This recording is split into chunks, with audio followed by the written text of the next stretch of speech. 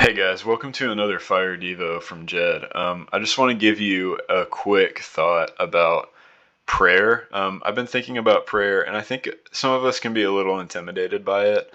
And I just want you to know that it doesn't have to be anything grand.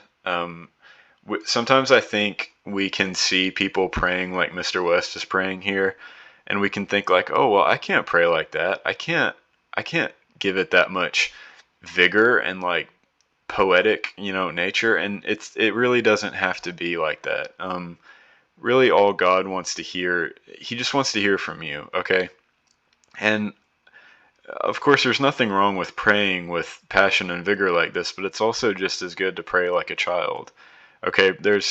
You are a child of God, so pray to God like you are His child, like you're just talking to a parent, okay? Um, God gives us Jesus gives us a guideline for prayer in Matthew chapter 6, and that's called the Lord's Prayer. And it says, "This then is how you should pray. Our Father in heaven, hallowed be your name. Your kingdom come, your will be done on earth as it is in heaven. And give us today our daily bread. Forgive us our debts as we have forgiven our debtors. And lead us not into temptation, but deliver us from the evil one." Guys, this is a really simple prayer. He says, "Hallowed be your name." He says, "Honored be your name, revered be your name." And then he says, "Your kingdom come, your will be done. I pray that your plan works out." And then he says, "Give us today our daily bread." That just means give us what we need today. Just give me what I need, no more.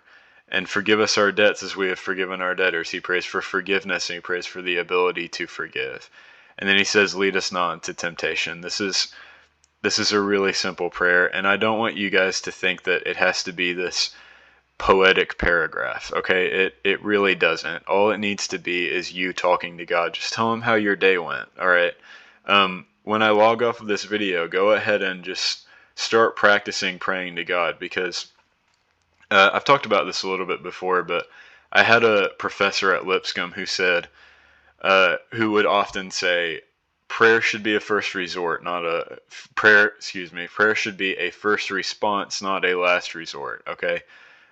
What that means is that if you go through something without prayer, you're going to have a much harder time. If you start with prayer, okay, if your prayer is your first response, it's going to work out a lot better, because you're going to have God. You're going to be talking to God throughout that situation, and God's going to give you comfort. And I think a lot of us can treat prayer as kind of a last resort, right? Because we look to prayer as this, like, oh, can I get out of this with prayer?